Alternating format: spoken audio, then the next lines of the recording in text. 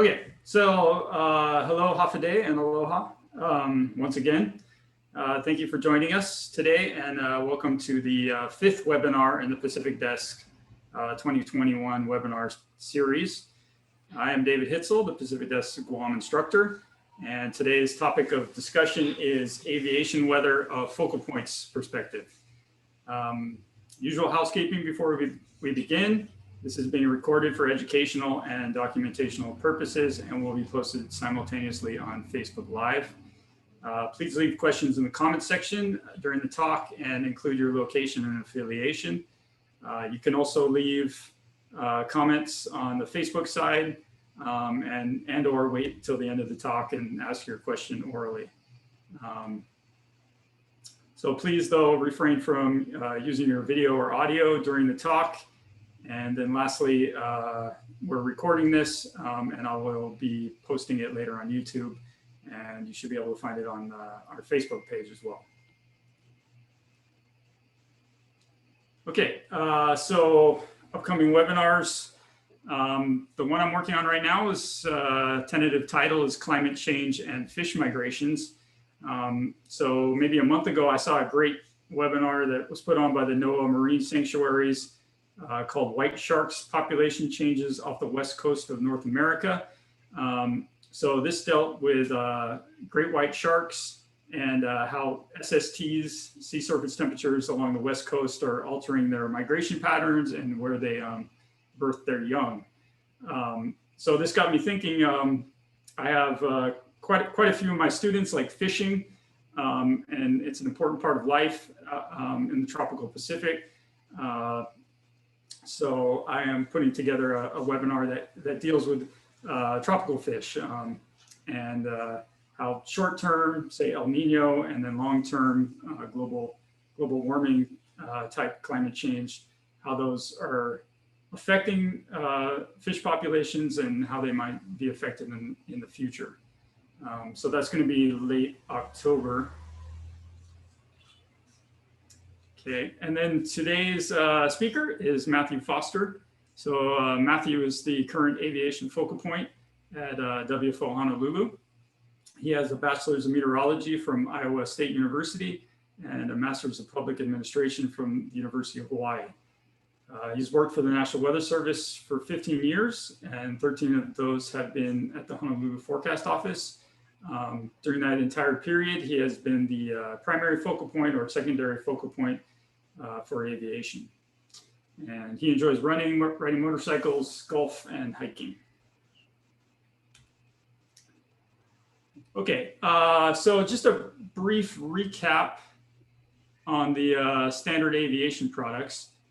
If you want a more thorough explanation of this, I did that at the beginning of the previous webinar with the United pilot.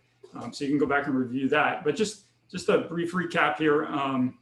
So there's the METAR. So this is an hourly product that's put out by the Weather Service. So it's partially automated, partially human observer, and this is every hour at the airport. Then there's the SPECI. So the SPECI is basically an updated METAR. So sometimes within that hour period, there needs to be an important update. The TAF is a 24-hour product. This provides basics like wind, ceiling, visibility, basic weather for pilots, the tower, and the runway operations near the airport. Then we have the AirMet. So this is a local heads up for adverse flying conditions, particularly for small planes or large planes on approach. There's three basic sections to this. There's the IFR section, which is basically the visibility, and this indicates any sort of cloud obscuration, whether at height or it could be fog. And this is denoted by Sierra. Then there's the turbulence section denoted by Tango, and the icing section denoted by Zulu. So those are every 6 hours that they're put out. And then there's the SIGMET. So this is a warning for pilots en route of any significant weather that might be potentially dangerous for flight, such as thunderstorms, clear air turbulence, in rare cases, ash from volcanoes. So these are issued every 4 hours, but can be updated as required. All right, and then the aviation focal point. So a focal point basically functions as a liaison between the National Weather Service and either the public or other governmental agencies. So the aviation focal point is basically conversing with the FAA and branches of the FAA. So the focal point for aviation must understand the particulars of the airfields in their area of responsibility and how these may be impacted by various weather events. They also need to know the specific what are called minimums for their airports. They're responsible for arranging decision support services, staff development, and forecast strategy. And they must relay information issues from the FAA back to the National Weather Service to clarify or update aviation products. And then lastly, they need to ensure that the forecast products are within the FAA specifications. So basically, if there's any communication breakdown between the National Weather Service, their products, and the pilots or the FAA, then the focal point is responsible for this area. Okay, so with that, I will turn it over to Matt to give more details on this subject. Okay, thank you, David. Share my screen here.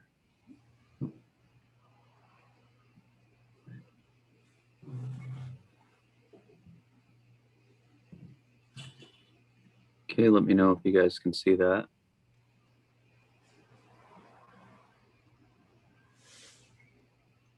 You guys see can you see my screen, Dave? Yes, I see it. There you go. Yep. Okay. All right, well, aloha, everyone.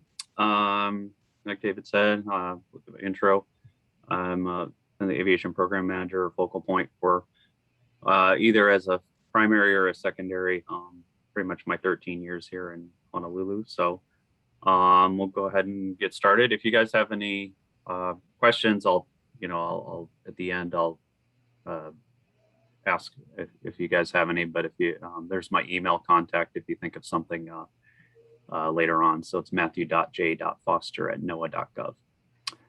Okay, and we'll get started. Okay, so our mission, so the FAA manages the National Airspace System, or the NAS, which is a complex set of facilities, procedures, aircraft, and people that create an environment for the safe operation of all types of aircraft.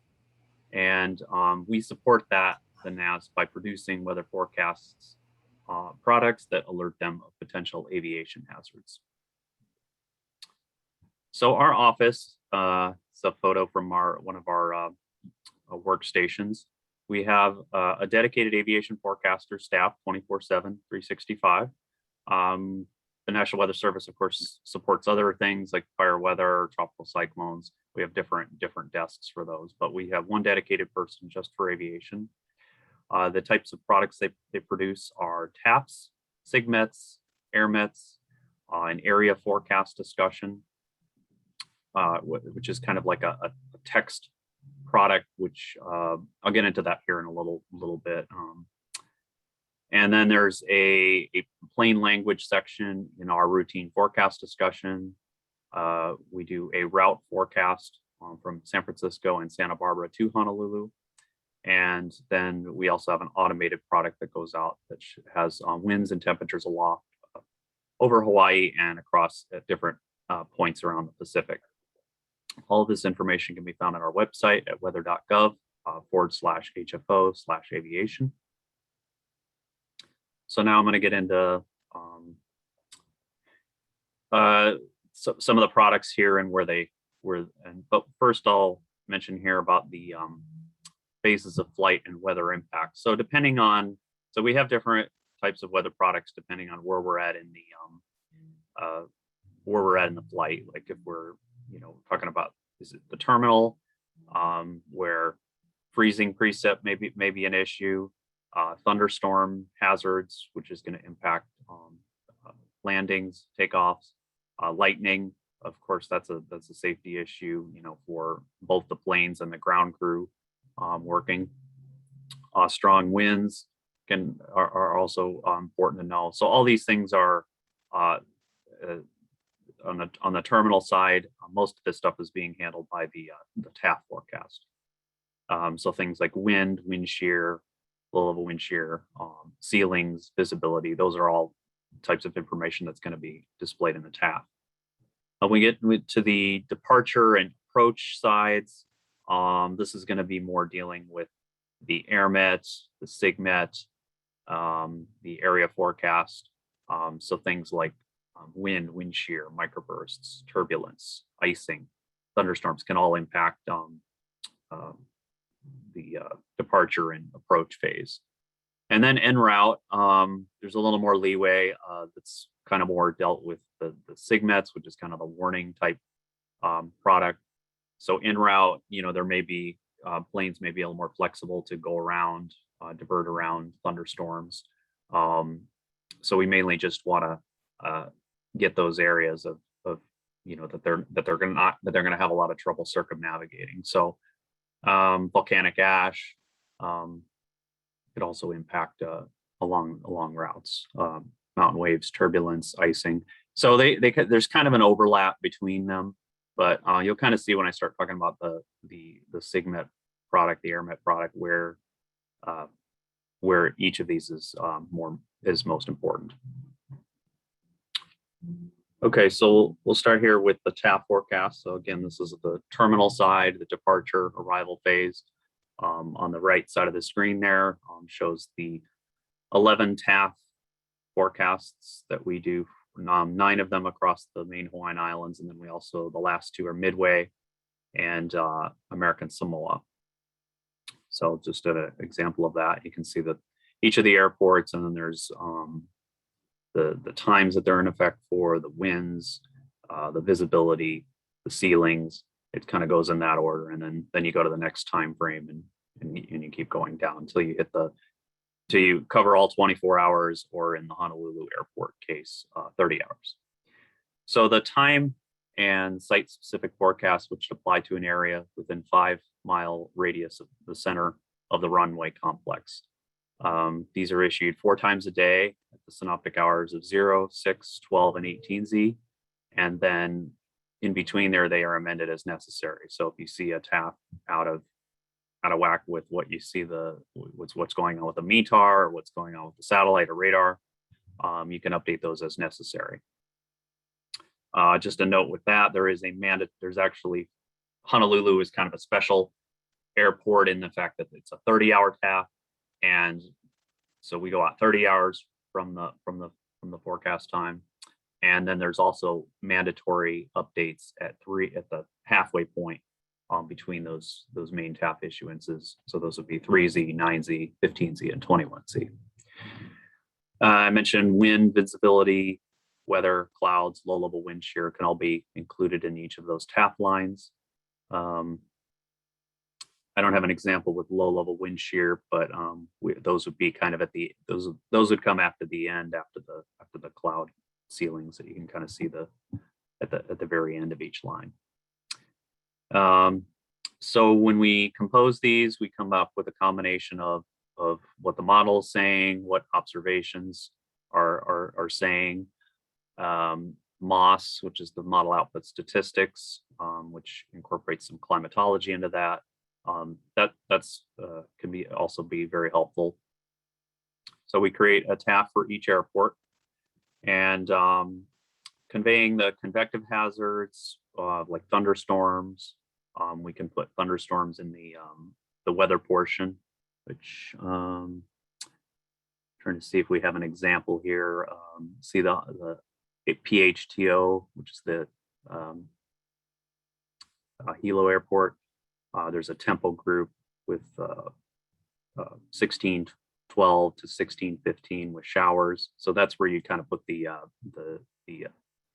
weather portion of the TAF. So you could put thunderstorms in there or showers in there. There's also vicinity showers or vicinity thunderstorms you can also put in there. you have vicinity, there's a couple rules to follow. Like if you have vicinity thunderstorms or thunderstorm in the forecast, you have to include a CV cloud with that. So you just say like broken 040 with CV, indicating that it's a cumulonimbus cloud with a base of 4,000 feet.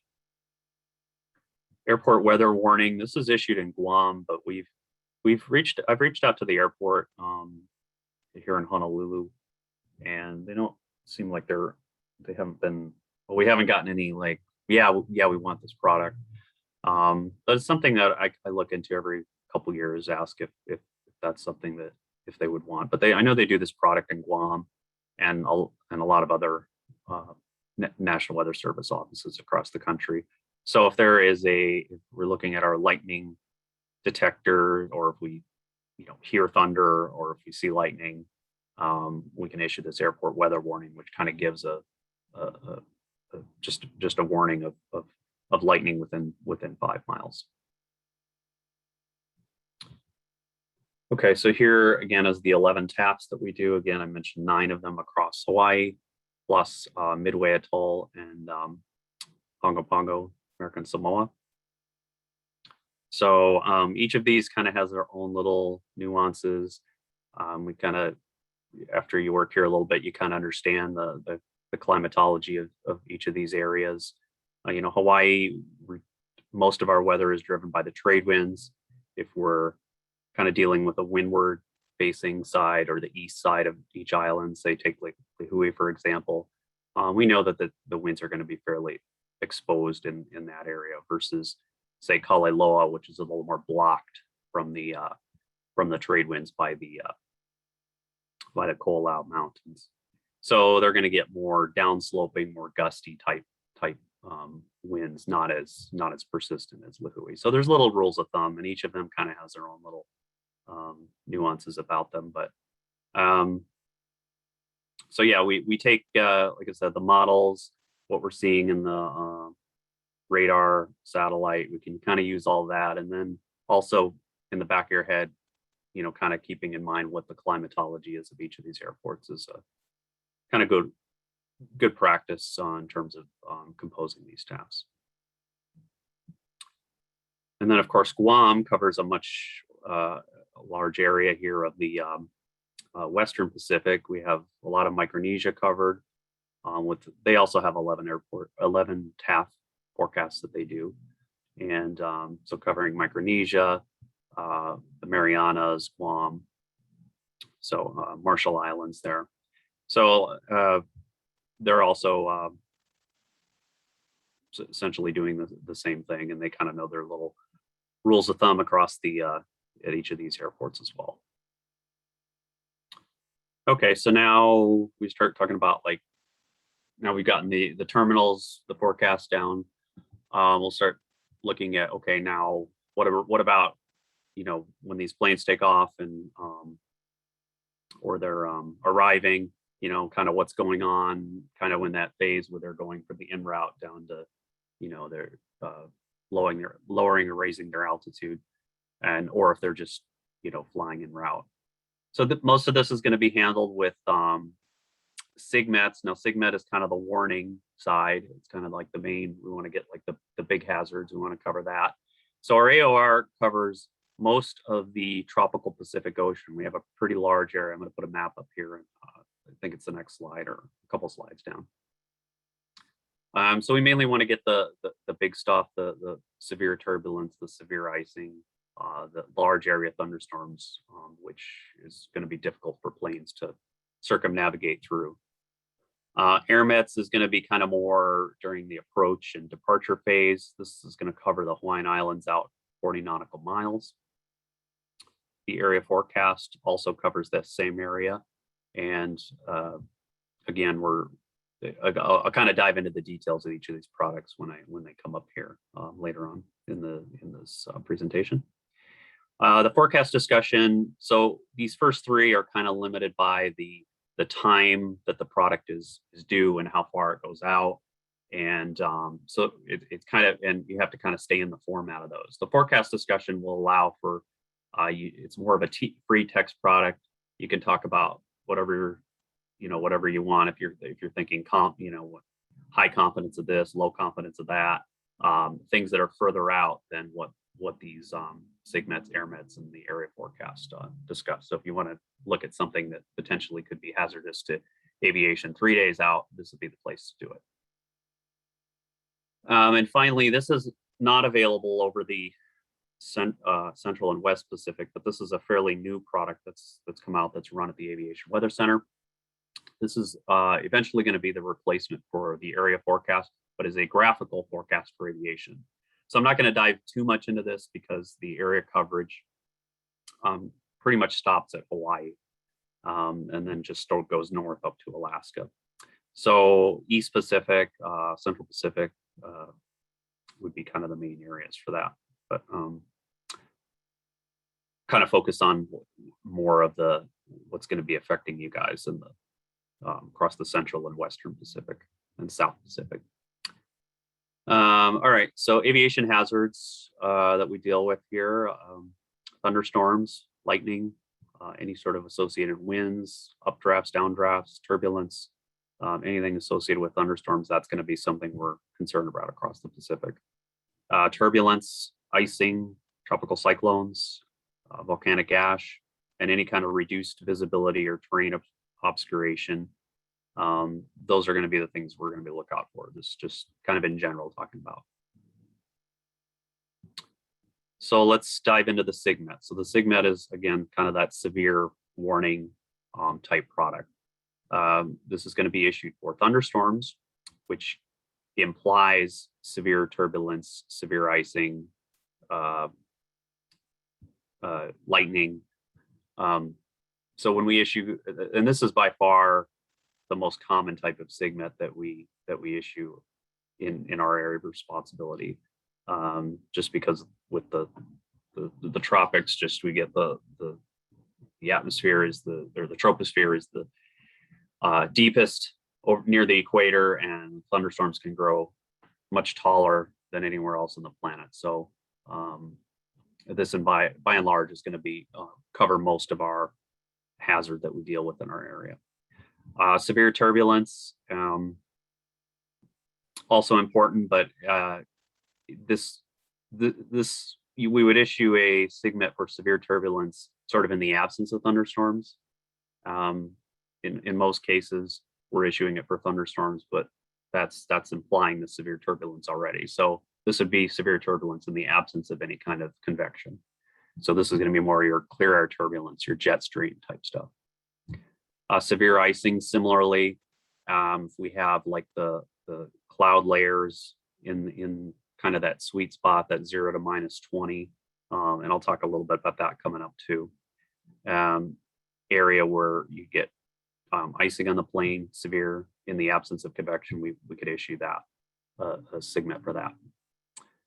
Tropical cyclones, that's going to be determined by the TCAC, or Tropical Cyclone Advisory Center.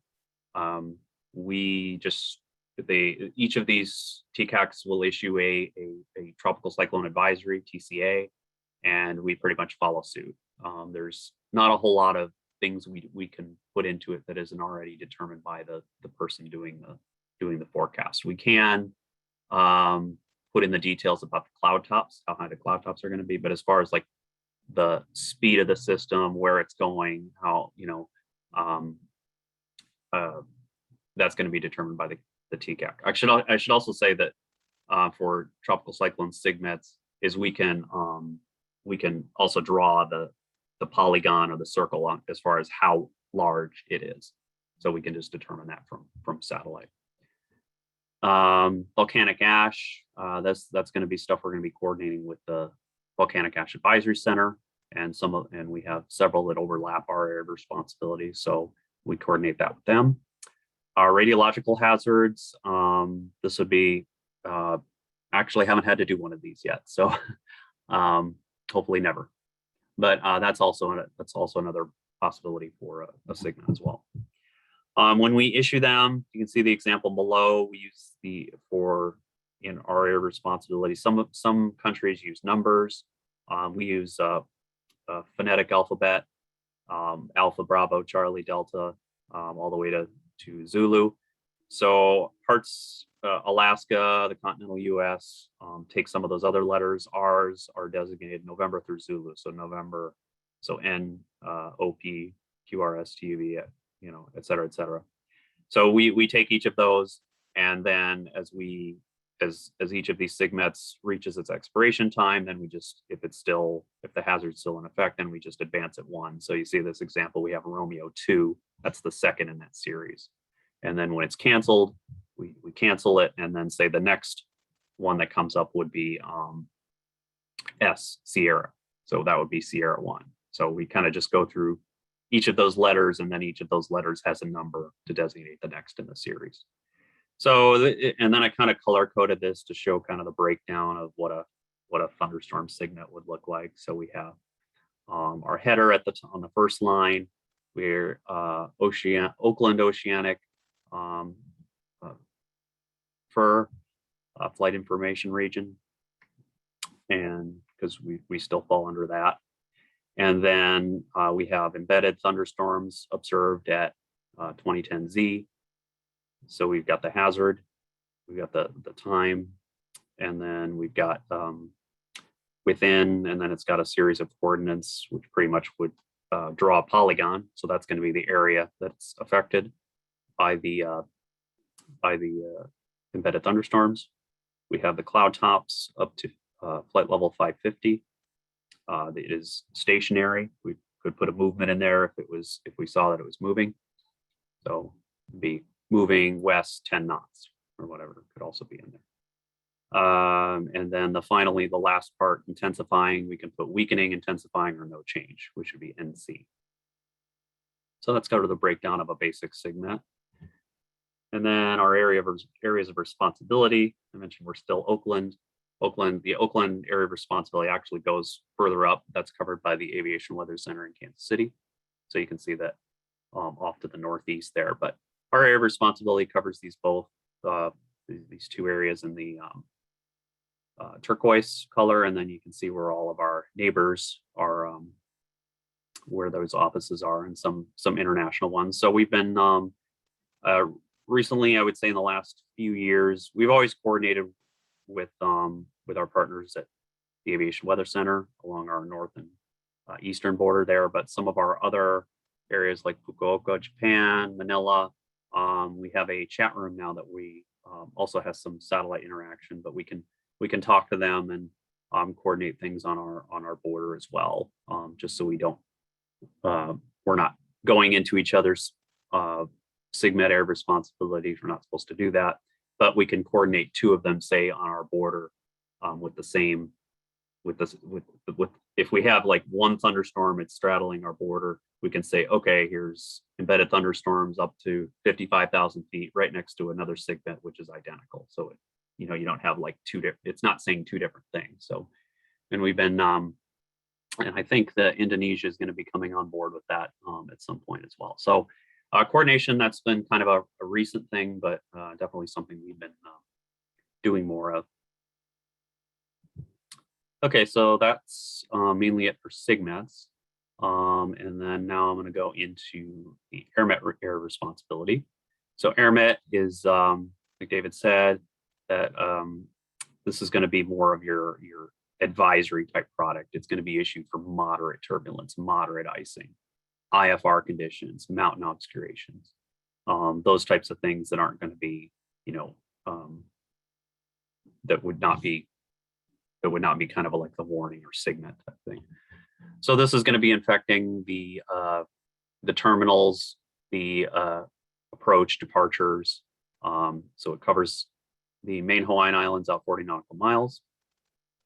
I kind of put Niihau and Kaʻalave in the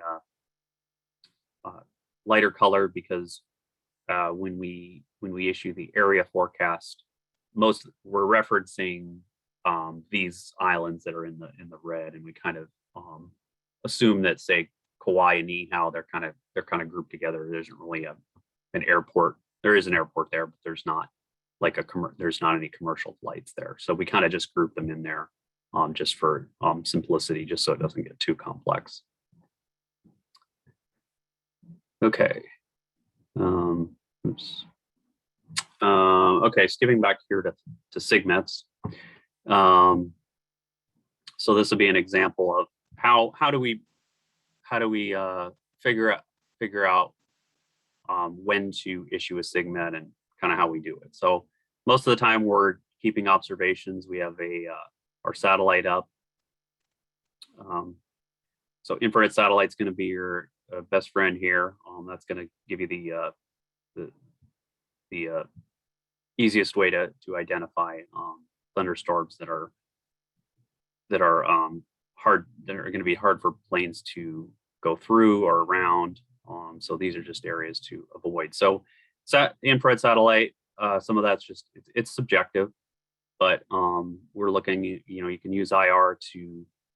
It's cloud top temperatures. You can read those and get an idea of how high the thunderstorms are getting up to. Can the planes fly over them? Are they only 30,000 feet, and a plane can just commercial airline can go 40,000 feet, just fly right over them?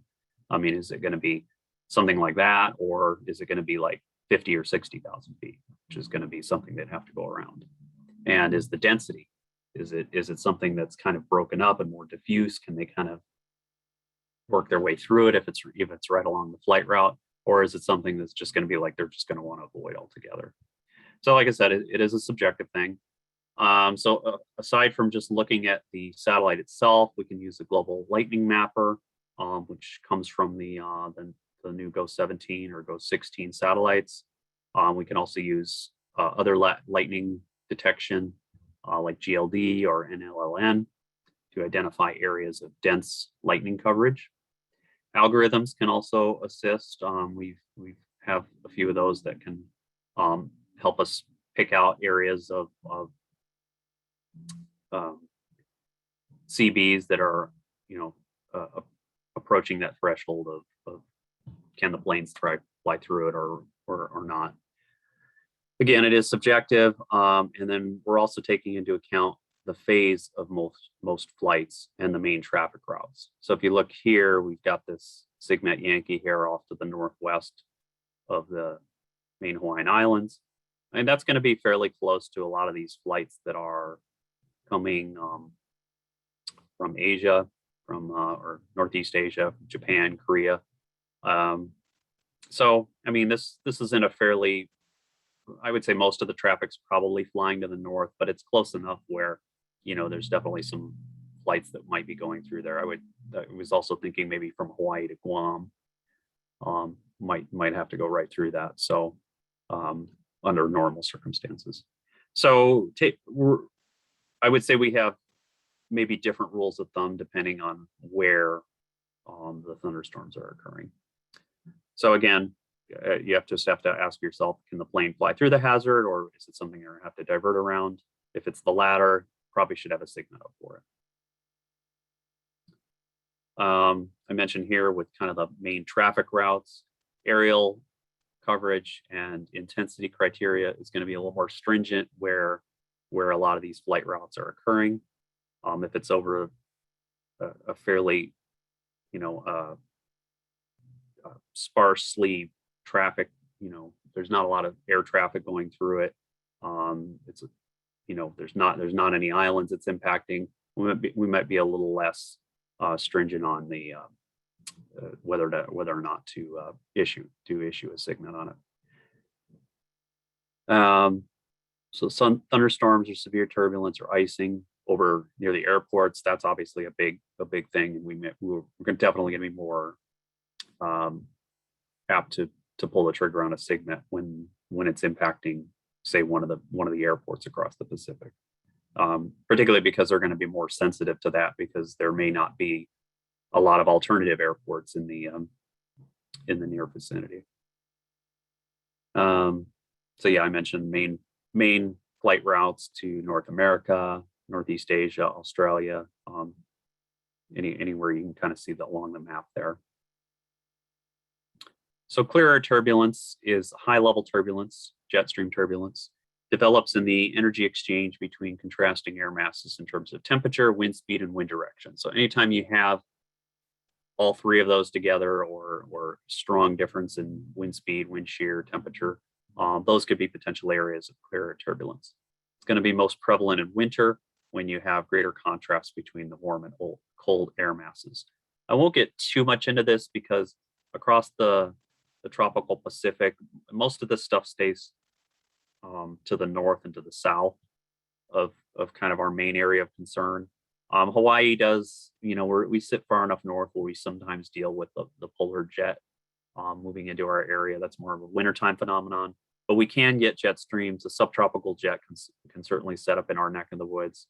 Generally not as strong as a polar jet, but we can get some clear turbulence out of that sometimes. But if we just look at clear turbulence climatology, the main thing I want to point out here is you can see where most of this is focused coming off Asia, but you can see it's focused mainly over the continents. Well, that's not surprising because during the and this is during the winter time, northern hemisphere winter, and so obviously we have over Siberia, Canada, we have a lot of cold air to the north in contrast to the tropics. So just having that difference in temperature between the northern latitudes and the southern latitudes in the winter just creates more potential for turbulence kind of right in those mid latitudes. If we flip it now, northern hemisphere summer, southern hemisphere winter, not as much land mass in the southern hemisphere, but you can see definitely coming off Australia there, more turbulent. It kind of flips around where more turbulence is observed or across the southern latitudes rather than the northern latitudes.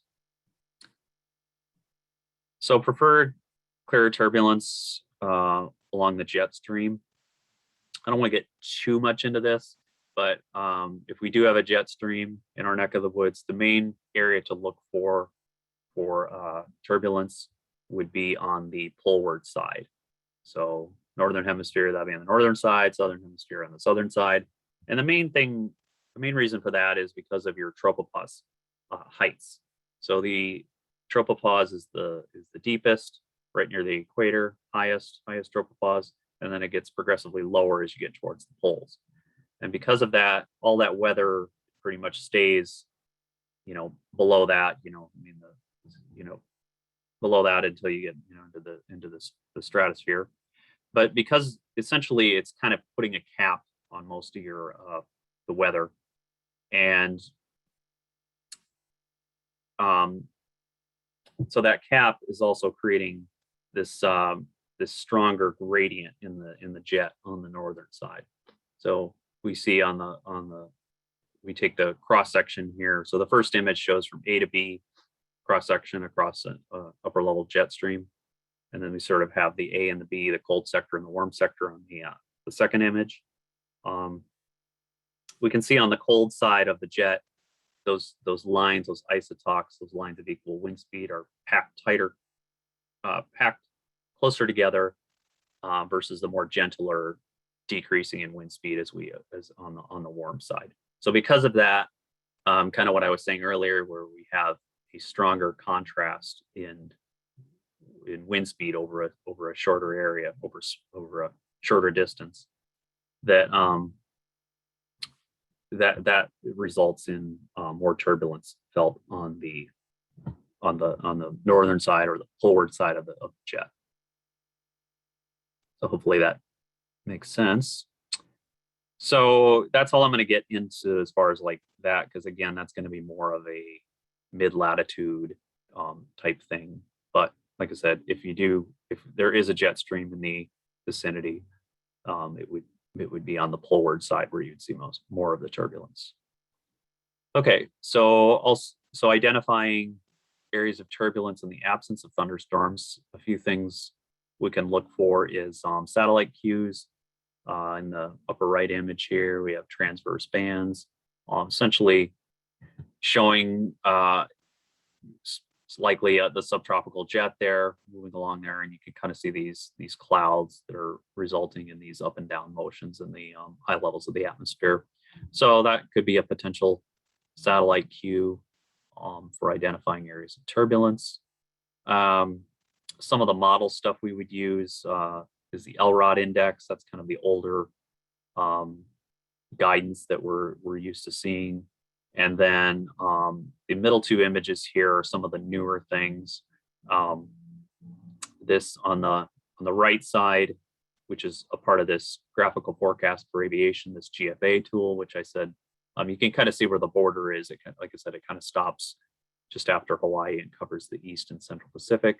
But it's got a nice little scale there and gives you, you can slide it up and down, go at different layers of the atmosphere, and this thing is an algorithm that calculates the turbulence threshold based on aircraft size. So it's a cool new little tool that we've been using.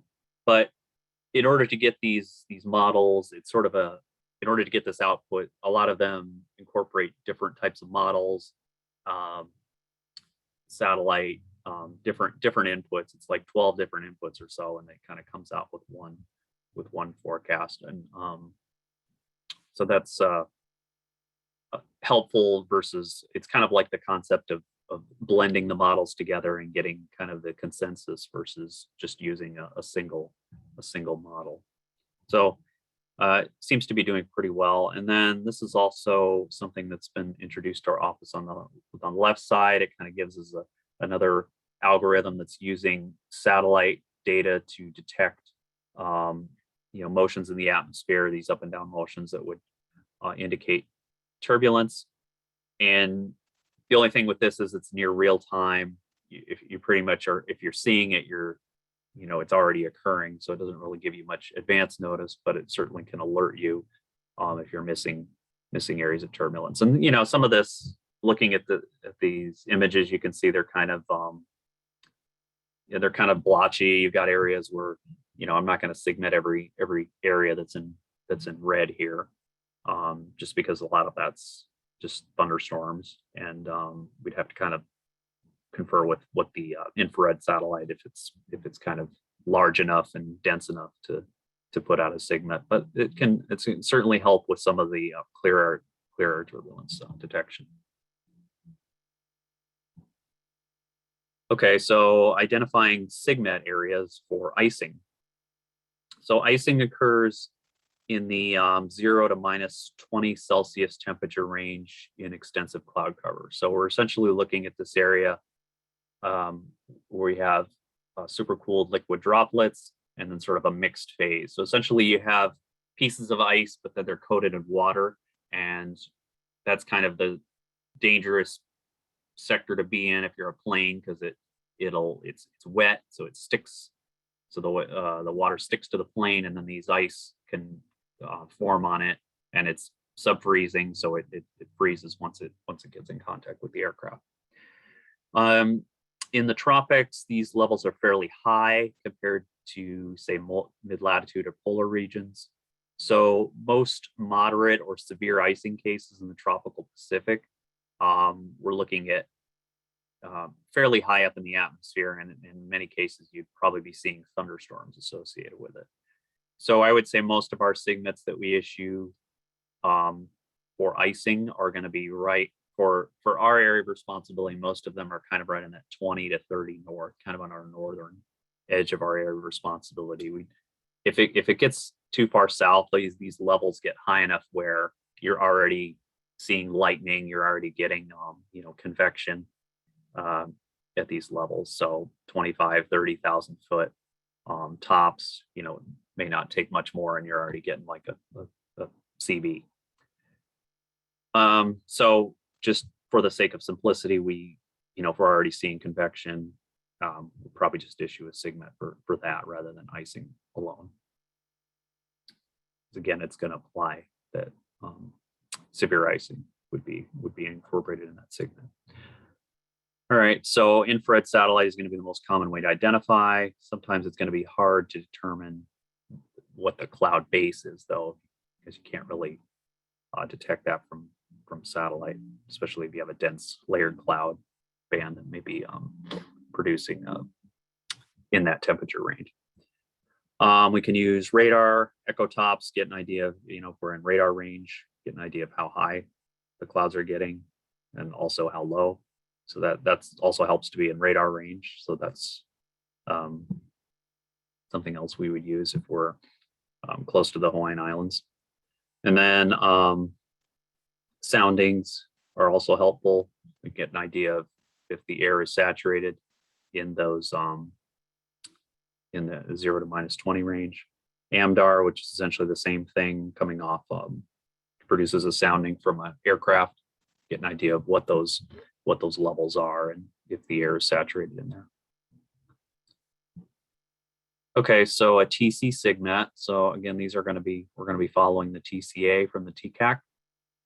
And I've got two borders here. We've got our SIGMET Air Responsibility in red, and then we have the Central Pacific Hurricane Center. It goes from 140 west of the date line and we're north of the equator. So when those two boxes are overlapping, we're essentially dealing with it internally. We can just shout across the room and go, okay, when they issue the product, and we pretty much respond by putting out a SIGMET immediately after. The rest of the area is covered by the Japan Meteorological Agency.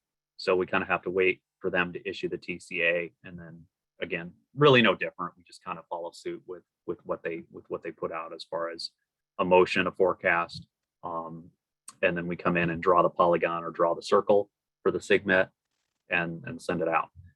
And so you can see down at the lower left-hand corner, you can see an example of a TC SIGMET. So we've got TC Saola observed, and then we've got the issuance time. We've got a center, north, east, CB tops, which we put in within, so CB tops within 200 nautical miles of center. So that would be a circular SIGMET. And then we have a movement, which is determined by the TCA.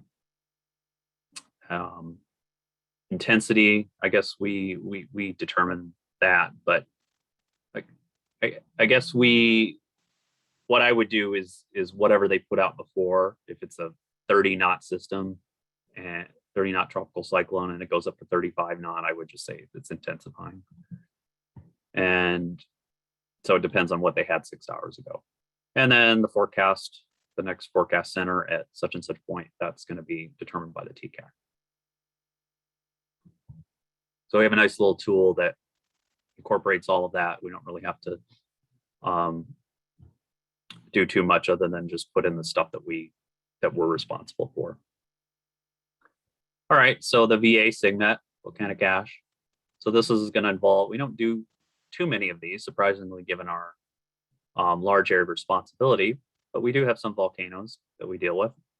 The Washington VAC, Volcanic Ash Advisory Center, issues advisories on anything that covers almost all of our SIGMET responsibilities. So we're coordinating with them on that. They're going to put out a forecast, and again, we're going to draw all that stuff in from what they put out in their forecast, and then issue the SIGMET. One thing that's actually different about this versus the TC SIGMET is we can issue, if the VAC isn't going to, but the VAC is more of like an advisory type. They're gonna tell us what they think we should put in it, but it's kind of ultimately our call if we want to put out a SIGMET for it. So versus the TCAC issuing a tropical cyclone one, we pretty much have to follow suit with that.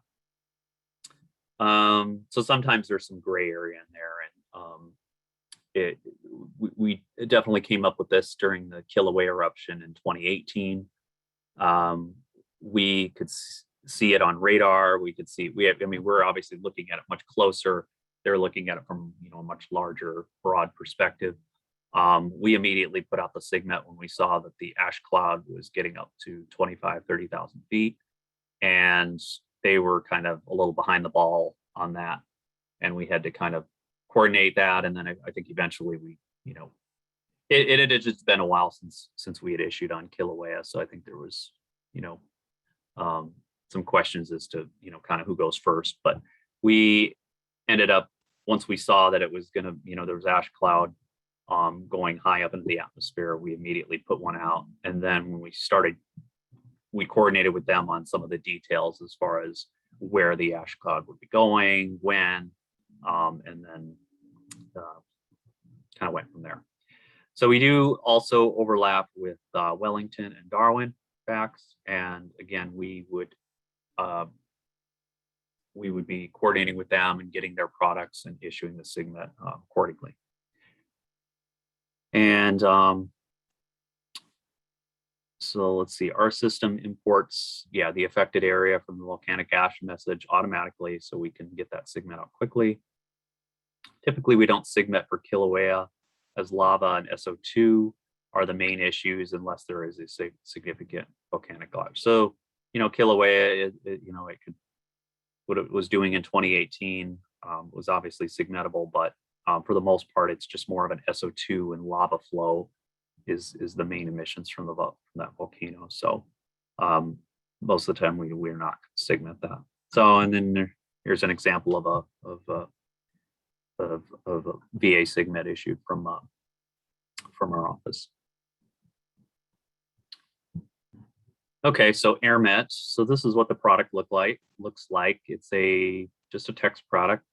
As David mentioned earlier, we have 3 parts to it. We have AirMet Sierra, AirMet Tango, and AirMet Zulu. Sierra is going to be your visibility restriction. So like if we could put it out for mountain obscurations, IFR conditions. And you can see the example there where we've got an IFR AirMet for Kauai, Oahu, Molokai, and Maui. And mountain obscurations for, well, the IFR covers north-east sections of each of these islands, and then the mountain obscurations covers the rest of the island. So that's not uncommon to see, 2 different heights, one of them bringing, that restricting to pilots because of the ceiling falling below 1,000 feet. And then the rest of the island, like ceilings 2,500 feet. So they're kind of covering 2 different categories, but we can split it up to give them a little more detail rather than blanketing the whole island with an IFR SIGMET. So these are valid. We issue these 4 times a day. They're valid for 6 hours. They can be updated at any time or canceled as needed. We can issue, if there's a SIGMET that covers in that 40 nautical mile range, we can, we may mention that in the AirMet area. What we don't do is if there is a SIGMET for thunderstorms, which implies, again, these severe turbulence, severe icing, instead of putting that in each section, we normally just restrict it if there is a SIGMET for severe turbulence or severe icing. We'll put that in the icing and the turbulence section. But if it's for thunderstorms, we don't, just to eliminate the confusion, just because we'd have to list it everywhere. And then you can see the issuance times, essentially 4Z, 10Z, 16Z, and 22Z is when they start, and then they end, and then 6 hours later, and then we just issue the next one. And then you can see in the example here where we've got no significant turb expected, no significant ice expected. Those are going to be the areas of where we don't have anything in effect. So what do we use to issue these AirMets? Let's take Sierra, for example, to start. This is issued if there's IFR conditions, any kind of visibility or reduced visibility or mountain obscurations. We can look at satellite, visible, infrared, get an idea of cloud coverage, how much of the island is covered up. We can use surface observations of ceiling heights. Now, oftentimes the airports are kind of located at the near sea level, right along the coast. That's just kind of how it goes. So we may see clouds covering the entire island, but then over the airport, it's clear. So that happens from time to time. So we kind of just have to use our best judgment with that. But satellite's helpful. Observations, the ASOS, it gives us the METAR. We're seeing ceiling heights getting in below 3,000 feet, which is kind of our minimum for issuing mountain obscurations, or for ceilings below 1,000 feet, which would be IFR level. We'd certainly be issuing for that. So the METARs help. And we can use webcams. We're supposed to be getting a little bit a wider network of webcams covering each airport in Hawaii. We don't have that at the moment, but some of the ones that are for use for other purposes, like hotels or different areas around the state, we can use those to give us an idea of ceiling heights and coverage. We can use the sounding, get an idea of how high the inversion is. So the trade winds create this inversion, and a lot of times that's going to limit the cloud heights. So if in this example with the Big Island, clouds are going up almost to the summits of Mauna Kea and Mauna Loa, this would probably be enough to just go ahead and issue a airmet for mountain obscurations on it, assuming that these are 3,000 foot ceilings or below, which they probably are. And if they're going all the way up to the summit, this is probably enough to go ahead and issue it. But if the inversion is a little bit lower, say 6,000-7,000 feet, and the mountains are clearly, the peaks of Mauna Kea and Mauna Loa are clearly exposed, probably wouldn't issue on that. So AirMet Tango, this is going to be for turbulence. We can also put strong surface winds in there if we start seeing 30 knots or above. Couple clues we can use is if we look here on the visible satellite image here, we see these mountain waves that are appearing, these little rows of clouds. That's usually indicating of at least indicating mechanical turbulence occurring on the leeward sides of each of these islands of Molokai, Oahu, and a little bit there in the channel as well. So this is usually enough to indicate that we get at least moderate turbulence at the low levels, and we probably cap it at say 7,000 or 8,000 feet and below moderate turbulence, AirMet Tango. And then so strong surface winds, balloon soundings can help. So here's the sounding in the lower left-hand corner. You can see on the far right, you can see all those strong winds that are trapped below the inversion there. Just in a very strong inversion. That's usually a classic case of a leeward mechanical turbulence. You know, when we're in a stable environment, most of the turbulence occurs on the leeward sides of the island. So when we issue these airmets for turbulence, a lot of times the winds are strong and the inversion is strong and they're coming over the mountain. Most of your turbulence is going to be felt on the leeward side of each of these mountain ranges. So leeward sides of each of these islands. We can use the VAD radar. That's your radar velocity azimuth display. Gives you when you using your Doppler radar to get a wind speed on each of those, and we can get an idea of how strong the winds are based on that. And AMDAR I mentioned earlier, kind of like a sounding as well that comes off the aircraft. Wave clouds, which I just mentioned earlier, those little rows of clouds. And then if we see the transverse bands, I mentioned that with jet streams earlier. If we see that, we can issue an AirMet for maybe some high level turbulence as well. Okay, almost done here. We have this is the area forecast. So this is again, this is that thing that's going to be replaced by the graphical forecast eventually. But right now we're running both products at the same time. This is a text product. It kind of just looks like this free flowing product, but there is some syntax, and I don't want to get too much into that. I just kind of want to get the main body of the product here. But we'll start out up at the top where it shows you the valid times. These are valid.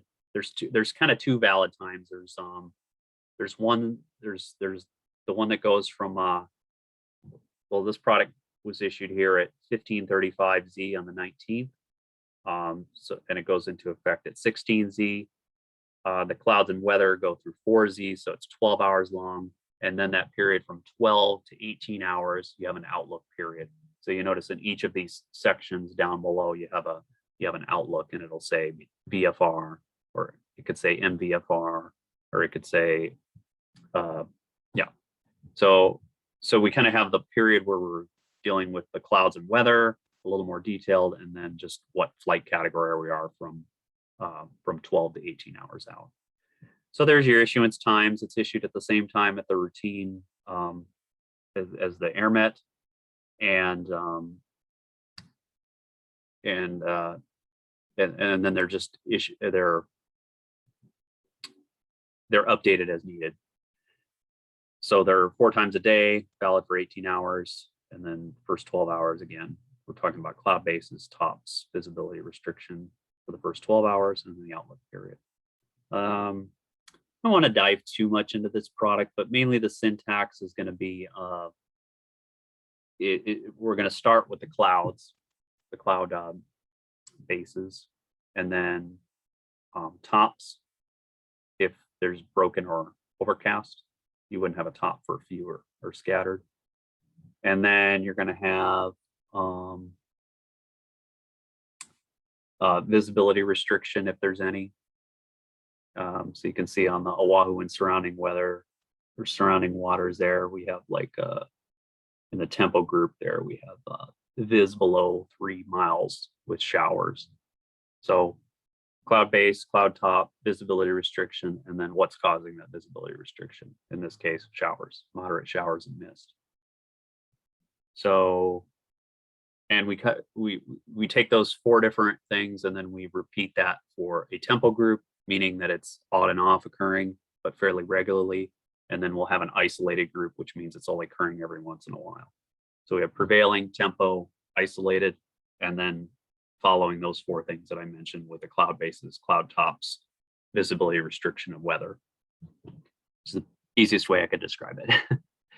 And then, so that's going to be all in this 3rd section, the area forecast breakdown. And then above that, we have a brief synopsis that you can kind of freehand type in there that just says what the main weather features are.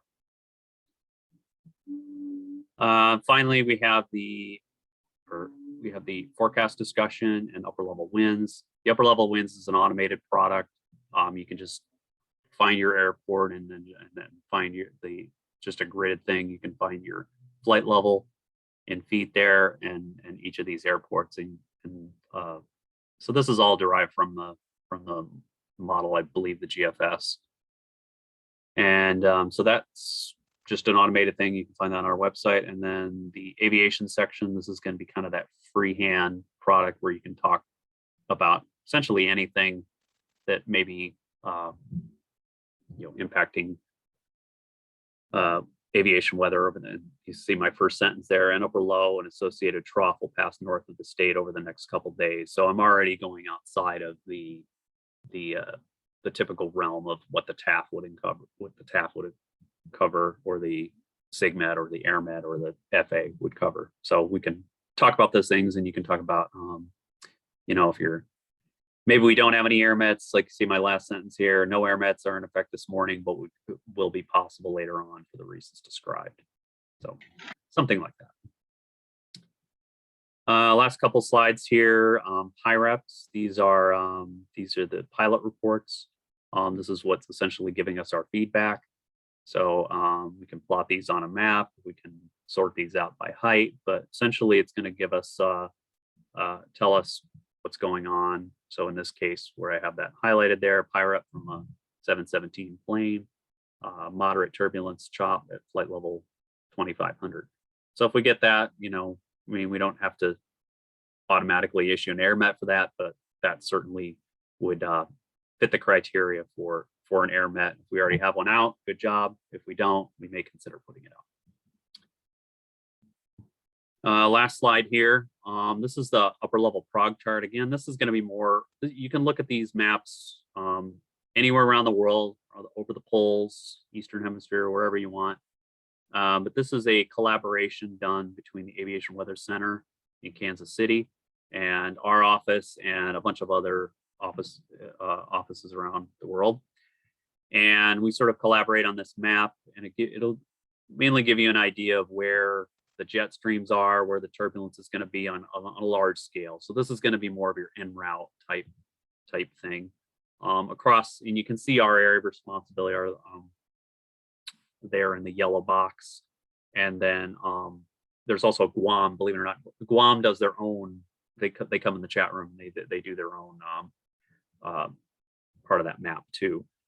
So we're kind of just focused on our neck of the woods, but you can see in the red there, it's got all these areas of thunderstorms, and the greens are going to be your jet streams. The yellow is going to be your turbulence. By the way, just to point out on the turbulence, you can see where the jet streams are in relation to the turbulence on the poleward side of each of these jets. So that kind of what I was mentioning earlier about the jet streams. These are done out 30 hours at each synoptic, or every 6 hours. So 0, 6, 12, 18Z out to 30 hours. These are high level flight.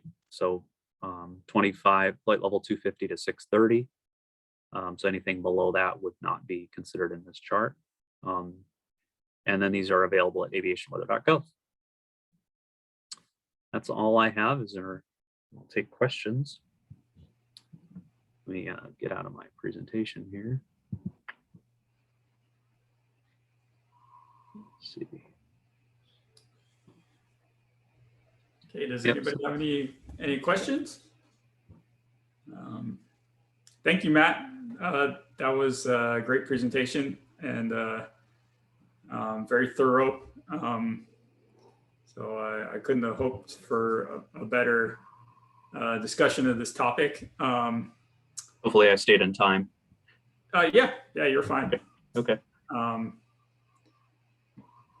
But it's great. I like these webinars that we're doing. I like that. Right, I tried to organize them so they discuss topics that are a little bit outside the range of normal, say, college education in meteorology, so that they can benefit not only our students but also university students. So it's great to know. What's the word? It's a bit archaic, I guess. It's a specialized portion of meteorology. So I've got a couple questions, but I'd rather have other people ask first if they would like to.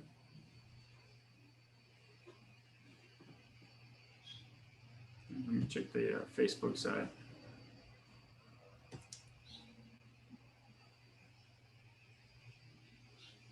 I'll keep my presentation shared in case I need to come back and reference anything.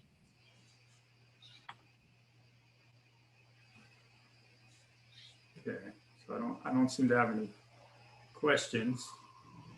So I guess going along with what I was just saying is, so let's say you wanted to become, let's say you were joining the weather service, or you are already working at a weather service, and you wanted to become the aviation focal point. What process do you go through? Do you have a choice to be that, or how did you become the aviation focal point? Yeah, you gotta, if someone is, part of it has to be, there has to be no one else in that position already. So that helps. When I came here, I started off as a secondary. We had a primary focal point, and then he moved on, got promoted to the warning coordination meteorologist job. And with that, pretty much left it open for me to move up from secondary to primary. So yeah, you kind of need everyone in a weather service office has some kind of area that they focus in on. You know, we have a climate, someone for climate, someone for fire weather, someone, you know, so you can, when you're new to the weather service, you can kind of come in, get a feel for things. And if you have an area of interest, you can express that interest to your management team. You can maybe jump on, like if there's some offices I know have like teams, you can jump on a team, or you can become maybe a secondary or tertiary, you know, focal point to kind of just help out with things, and eventually you'll get your opportunity to move up into that position if you keep showing you're doing a good job and making good, you know, doing things to kind of, you know, help out with the office train. I mean, there's you can always get creative in terms of things you can do. I mean, just because you don't have to like be told what to do. You can kind of you know, go off on your own and you know, find like how, you know, how can I help things out? How can I there's always things you can kind of do to help out each of the programs. So I would say if you're new to weather service, if you have an area of interest, you can sort of tag along and maybe help out with certain products, and then eventually move. You eventually you gain more experience and you'll be able to move into that role. Okay.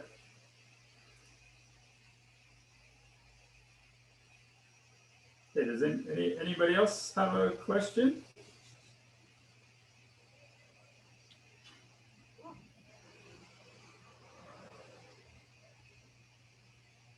Okay. Well, the only other question I had was,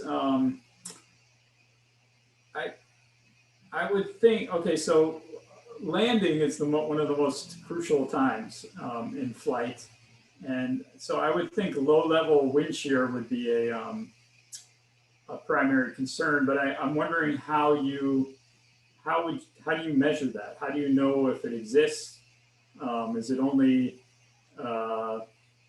based on a pilot's report? Say a pilot tried to land and encountered quite a bit of shear and turbulence, or are there other ways of measuring that nowadays? Yeah, you hit the main point there. PIREPS is certainly helpful. I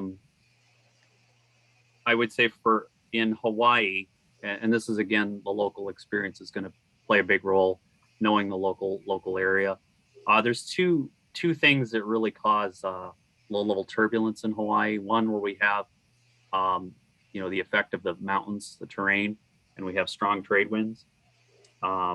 Sort of going over the mountains. So if we have the Kona Airport on the west side of the Big Island is a main one, because they are blocked by Mauna Kea and Mauna Loa to the east, and the trade winds come from the east. So they get an onshore sea breeze during the afternoon out of the west. So if the trade winds are strong enough and deep enough where they can kind of funnel through certain areas of the island, there's going to be a point where those two contrasting wind speeds meet, and a lot of times it may be really close to the airport, maybe right over the airport. So that's one area. The other one is Kahului on Maui, where we have kind of two mountain ranges. We have the West Maui Mountains to the west, and we have Haleakala to the east, and the air, and then a very flat central valley. The trade winds is sort of they are directed between those mountain ranges, and it kind of has that funneling effect where it accelerates through those two mountain ranges and then back out on the southern edge of the island.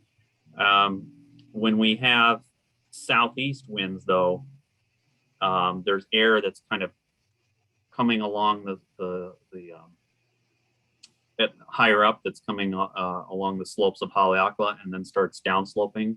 And the Kahului Airport sits right at that point at the bottom of the hill there, or the bottom of the mountain. And those come out of the southeast, and then the winds have this tendency to kind of want to still go through the valley there. So you kind of have contrasting northeast and southeast winds right over the airport there. So that's another area. So I can pretty much just pick out the weather pattern when it's going to set up for that, and I'll put it right in the tab. So those are the two main areas in Hawaii.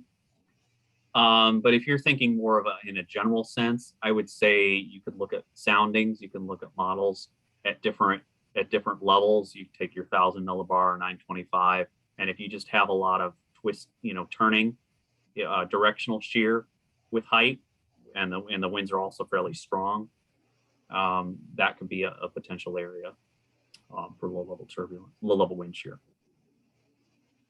Okay. But at the airport, there's no specific way to measure. There isn't. No, it would just be a PIREP. That's really the only feedback we get with it. Okay. I guess I did have one other thing I wanted to bring up. Just from personal experience, being on airplanes, I think, like you said, the clear air turbulence primarily happens on the northern border of the polar jet. But I've experienced sometimes when there'll be a upper level low, that you can encounter some light to even moderate turbulences. Would you agree with that? Is that Yes. something, yeah, that you need to, might issue Yeah. sometimes a SIGMET for? Yes, yes. You know, the upper low, a lot of times the subtropical jet will kind of be right on the eastern side of that, eastern flank. Mm-hmm. So yeah, that could be a potential area of turbulence. It's anywhere, like I said, where you have over, you know, like I said, a short distance, or it could be a vertical, you know, height. Anytime you have a strong difference in the winds, like you're going from a light winds at the low levels to very strong jet stream above it, when you're in that kind of that, when you're going from the lighter winds to the stronger winds, that, you know, that could be a potential area of turbulence just because of the contrast in wind speed. Okay. So yeah, there's definitely some other scenarios that I could think of too, where you have, you know, sort of at the nose of a jet encroaching on an area where the winds are light. That would be kind of, or I mentioned, I didn't explicitly mention this earlier, but like here, where we have an upper level trough, where you have the winds behind it that are sort of, and then they're strong back here, strong jet stream, and it's sort of approaching the base of the trough there. And so you get these strong winds that are coming and moving into an area of lighter winds, and they're sort of creating these little waves, these little gravity waves that'll create these little ripples in the upper layers in the atmosphere. And you go through it, yeah, you're going to experience turbulence.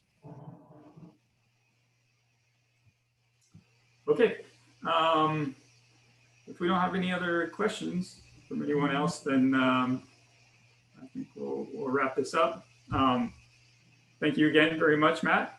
That was a great presentation, and like I said, it's recorded, and I will be putting that on YouTube later and send you guys the link, because I usually make these not necessarily public. I forget what they call it. Unlisted. Yeah, unlisted. Yeah. So, but I'll be sending you the link, and yeah, share this with whoever you think might be interested in your offices. Okay. So thank you very much, and we'll see you again in October. Thanks, David. Thank you.